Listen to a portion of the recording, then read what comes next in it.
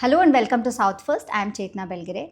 With winter setting in Bengaluru, a lot of households, from children to adults to aged, everybody is complaining of cough and cold. Today, to discuss more on how do we deal with this, how do we prevent this, what are some of the reasons, and who should be very careful this winter, we have Dr. Hemanth L, leading consultant pulmonologist at R.R. Nagar Sparsh Hospital in Bengaluru. Welcome, sir. Thank you, ma'am. So my first and foremost question, what are some of the most common complaints your patients are coming in this season, and have you noticed any kind of changes in the complaint pattern, in the specific symptoms they're coming in? Generally, in this winter season, we expect respiratory symptoms to a greater extent. That forms major part of our OPDs, not just us, even general physicians and pediatrics for that matter. Many of us would experience seeing these sort of patients right now with respiratory symptoms, mainly cough, cold, sore throat, probably fever, sometimes breathing issues. And these are more so common with pulmonologists. They also get to see people with chronic respiratory diseases coming up with flare-ups. Okay. So how does one differentiate between something like a common cold or cough and then, something as serious as they might get into pneumonia or something of that sort, or even COPD, or how, is there any way to differentiate that at all? There is a way to differentiate, at least to some extent, by the patients themselves, mainly with respect to how the symptoms started. Okay. So generally, the patients might develop change in their symptom pattern, like increase in their cough, increase in their breathlessness. That can say that something is wrong at that particular moment. So that should heighten the caution from their end that something is going wrong. And suppose if the symptoms doesn't get well in next 2 or 3 days, that's when they should exercise more caution and meet their doctor and seek the medical help and get it sorted out. Okay. So there's this general tendency that, when it's a common cold or when it's a viral infection, then even if you take any medication, it'll take 7 days to go. If you don't take medication, it'll take a week to go. So that's the normal saying which goes. Exactly. So is there a way to differentiate between a viral infection and a bacterial infection? Because everything starts with a cold and cough, right? So generally, there is no differentiation. But in viral infections, there is a tendency that similar symptoms can happen in many family members, or in office contacts, or in school contacts. That may help us in determining that this could be a viral infection, because the rapidity with which the infection spreads, the symptoms get started, is bit earlier in viral infections. Whereas in bacterial infections, we do see the same pattern, however, not to the same intensity or maybe the speed with which it happens in viral infections. Okay. Is there any, what about allergic reactions? Even that has, like winter pollens and things like that, they do cause cough and cold as well, the allergic reactions. So is there any color of the phlegm is different, or you sneeze continuously? Are there any symptoms like that at all? It depends. It depends on the rapidity of onset of the symptoms. Like for example, in an allergic reaction, there has to be a allergen or any exposure history followed by the onset of symptoms. Okay. And that usually says that this had a precursor or a stimulant, and that led to the symptoms. Whereas in viral infection, sometimes we may have such similar history with respect to another family member being infected with the similar symptoms, or maybe in the household or in the office space somewhere, or sometimes we may not be able to find a probable root cause. Whereas in an allergic reaction, definitely there can be a starting point, mean to say there may be an exposure history following which the symptoms could have started. So that gives us a clue. And second is association of fever, body aches, sore throat. This can sometimes help us in differentiating between an infection and an allergic reaction. Okay. So most of the time what happens is, general tendency is, when you get a cough and cold, you tend to wait for few days to see if it can settle down on its own. Or probably, you tend to think that, okay, this could be a viral thing, or it could be just an allergic thing, and you will wait and not go to a doctor. So who can actually wait, and is it advisable to wait? If yes, then how many days can we push once you start with the symptoms of cold or cough? If the symptoms are not that very severe, yes, we we can say we can wait for a couple of days to see the pattern of the symptoms. Sometimes it may settle in a day or two, or at least show some signs of recovery. That's when we can say that waiting for a couple of days, it is okay. Whereas in people with known respiratory diseases like say asthma or COPD or any other chronic lung diseases, the onset of symptoms should heighten their caution, and they should exercise caution and try to seek help as early as possible. 1 or 2 days, if the symptoms are mild enough to take home treatment, is fine. But if the symptoms are not going away, or if the symptoms are getting worsened, that's when they have to seek the medical help without delaying much. Okay. So when you talk about home medicines, the first thing people might do is, run to a medical store and just ask for a tablet for a cold or cough. How much of that is advisable? Is that okay to do? Like, general medicine for common cold and cough. Is that okay to just get it from a chemist and take it? Or would you advise to see a doctor before we take any medicine at all? It is definitely not advisable to take over-the-counter prescriptions, over-the-counter medications without any valid prescription, because not every time the same medications may be helpful. So it is generally advisable to take medical help before seeking any medications, before taking any medications, particularly with respect to antibiotics. And antibiotics has to be judiciously used. Whereas few of the common cold medications like cetirizine, these sort of things can be tried, however, with proper proper caution. Okay, okay.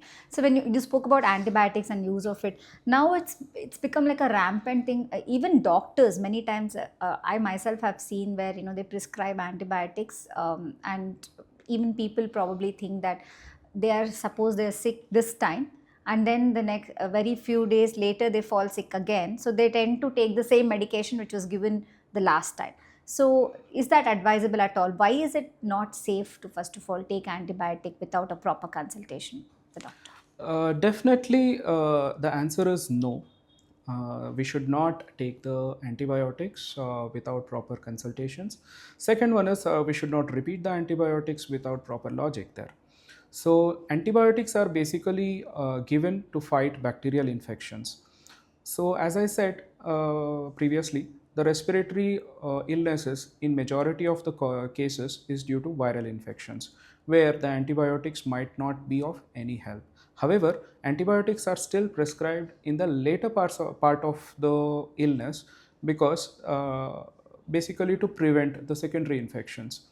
So generally, the first couple of days, the antibiotic might not be necessary in all the cases. However, in certain cases with high risk of progression to pneumonia, the doctors may prescribe antibiotics which are judiciously used. So the bottom line is the judicious use of antibiotics. That means whenever there is a proper indication, the antibiotics has to be taken in right doses and also proper number of days. So both are important. So taking a antibiotic for a day or two, and once we feel better, we should not stop the antibiotic mid course. And at the same time, taking half treatment or half therapy with respect to antibiotics, both in terms of dosing as well as in terms of duration, is harmful rather than being beneficial. So one more thing I wanted to understand is, many times what happens, especially with children, we see that when there is a course of antibiotics which is done, and then they go to school, and then they tend to fall sick again, maybe because of lower immunity or whatever, even with elderly people. So then what do we actually do then? Because you're just done with one round of antibiotic for your bacterial infection or to avoid secondary infections, but then you're falling sick again. So what is the next course of action which usually happens? So rather than repeating the antibiotics or the same medications which the doctor has prescribed a week ago, I would say the first thing or logical thing would be to meet the doctor again, because sometimes it may just be the inflammation. Inflammation is nothing but after effect of these infections, which might be similar to the infective symptoms. However, not all the time there could be an active infection. It is the doctor who assesses and sees to that the patient requires an antibiotic, then he might prescribe an antibiotic, probably a follow-up antibiotic or a escalation of the antibiotic dosages. Or he may say that presently the symptoms are not due to the active ongoing infection, so might give only anti-inflammatories and symptomatic treatment. So it depends on the particular scenario of the patient whether to give the antibiotic or to give the symptomatic therapy. The decision purely lies with the consultation with the doctor. So how much of home medications, like, I would say home treatments like steaming or, drinking hot water, of course during COVID everybody probably overdid it also. Yes. So how much of that will be of help? So home treatment, home remedies, I would say home remedies will also be beneficial to some extent. However, it should come with some logic. Like for example, if somebody has thick sputum, unable to get it out, or say nose is blocked, and in such scenarios, taking steam definitely will be of some help because it helps in loosening the secretions so that they can breathe better. However, that won't become a complete treatment. So sometimes the home remedies might be sufficient in coming out of the common cold. However, if the problems are not getting settled in first couple of days, it is very ideal to start medications based on logic. Okay. So COPD is something which is often discussed, and we just finished COPD Awareness Month as well. Yeah. So what exactly is COPD, and who should actually be very aware of this condition? COPD means chronic obstructive pulmonary disease. It is as the name suggests, it's a chronic pulmonary disease which is caused by chronic exposure to smoking or occupational exposure to certain dust or certain chemicals, or chronic asthmatic who in later part of their life, if inadequately treated, they can become or behave like COPD patients. In COPD, the main symptoms are productive cough and progressive breathlessness, which progresses as we age and also with or without therapy. And they may have productive cough, which may be thick and worse during certain seasons of the year. And as I said, it is usually caused by smoking. Okay. And yes, partly the pollution is also one of the reason to blame. And as we can see, more number of cases of COPD these days because of more urbanization, probably because of the pollution, increasing construction related dust, or increased smoking in the common public. Yeah. So these may be the reasons which may put us at more risk to develop COPD. Okay. Yeah. So generally, we have probably most of the people do not know that there are vaccines for adults as well. Like, Yeah. a vaccine probably became popular now after COVID, that, okay, adults also have to take certain vaccines to, prevent themselves from certain conditions. So one of them definitely is flu vaccine or pneumococcal vaccine, which is taken to prevent pulmonary infections. Right. So how important does it become to take this vaccine? One is that, and who should take this vaccine? Second, and also whether there is a particular time when they should take this vaccine. Yes. So vaccines, as we know, in pediatric cases, there is a universal immunization program where the vaccines are given at certain intervals, whether the vaccine are given at first dose or maybe as a booster. And there is a certain protocol which is followed in pediatric cases. However, in adults, people often say vaccine might not be helpful. But however, from doctors, as doctors, we always suggest that vaccines are definitely helpful for many respiratory diseases, the common of which are influenza related illnesses, and pneumococcal pneumonia. So there are two vaccines. One is a flu vaccine, the other one is the pneumococcal vaccine, which are cleared for adults. There are other vaccines which are also being cleared for administration in adults.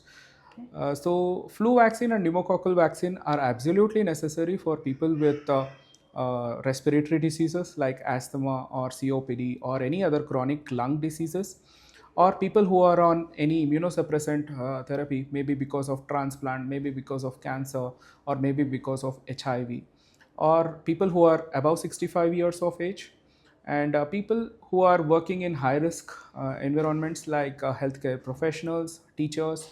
These are the people who would benefit from vaccination. So for all the other people who are at low risk, the vaccine becomes an optional thing. Okay. And is there any particular time that they should take, like for instance, just before the onset of winter or anything of that sort, which is there? Logic wise, there is nothing of that sort. Pneumococcal vaccine can be taken in any part of the year, and influenza vaccine changes because of the change of strains Strain. every year. So the vaccines can be taken whenever the vaccines gets released. Yes, of course, it becomes a logic to take the vaccine at least 2 to 3 weeks before the onset of flu season. In Bangalore, we see the flu cases more around rainy season and winters and early part of summer. Okay. So it makes sense to take the vaccine probably from June, July, August up to Feb. This is a yearly vaccine, Yearly yearly vaccine. once. This is a yearly vaccine. Flu vaccine is a yearly vaccine. Yes. Okay, okay. And are there any, normally what happens is even when children fall sick and, when they are advised with inhalers or for adults as well. Yeah. So they might have allergic asthma or, even allergic bronchitis, or if they have asthma, then they're suggested for the inhalers, and people do not want to take that, fearing it's a steroid and it can cause some. What are some of the myths, and why do you think that becomes important to actually take it? Do you think Okay. it's safe? The bottom line is inhalers or inhalational medicines is very safe. Okay. So the mainstay treatment in most of the respiratory cases is inhalers or the nebulizers. Okay. Even though there is a myth that the steroids are harmful, definitely it can be if it is given in very high doses for very longer durations of time.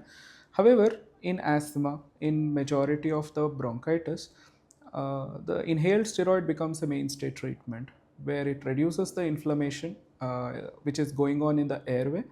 And definitely, it's a myth that steroids are always harmful. Yeah. Okay, so it doesn't stunt their growth, or it doesn't cause any cardiac issues or any of. Does it happen? I know that there is studies which are still ongoing on this probably, but is there any solid proof to say that this can happen?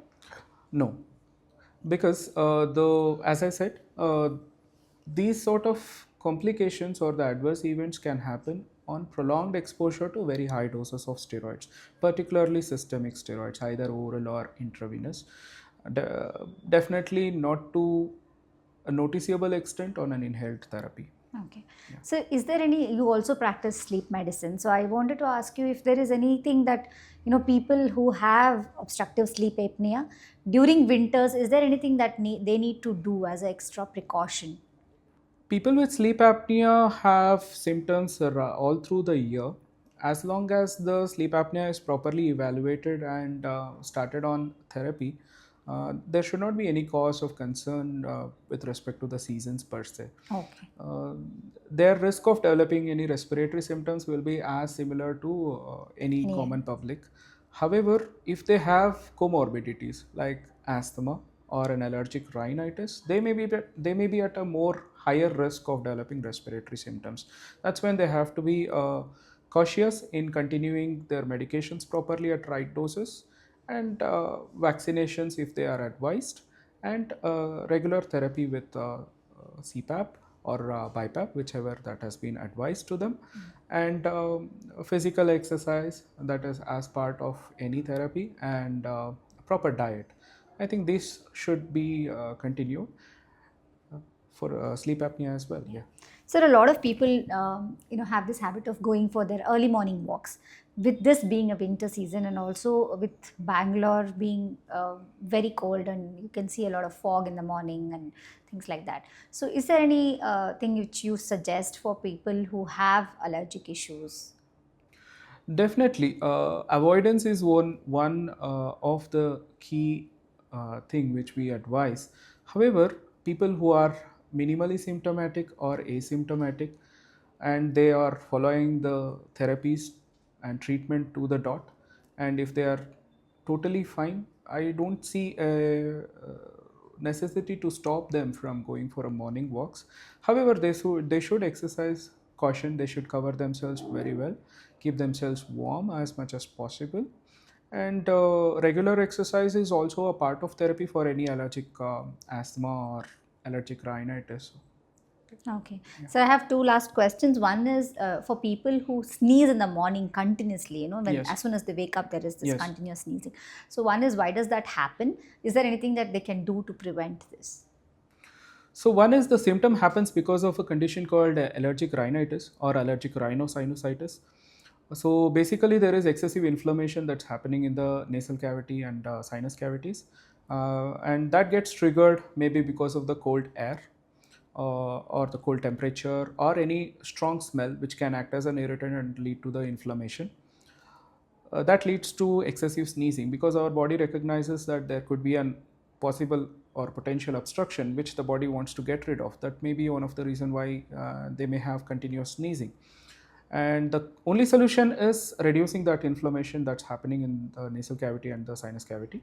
So getting it evaluated and know the extent of allergic rhinitis and treat it.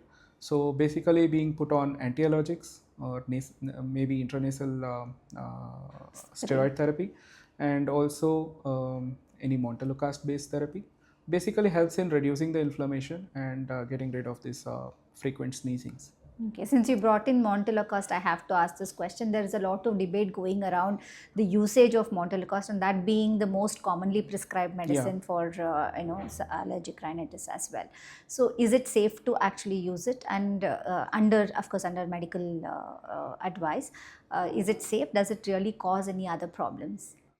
So Montelukast is safe as far as practice is going. Montelukast is safe. However, prolonged therapy, which is not overseen by a doctor, is definitely not a right thing. So being on Montelukast, as long as it is prescribed based on the symptoms, is fine. The adverse events, what is being noted, is being studied.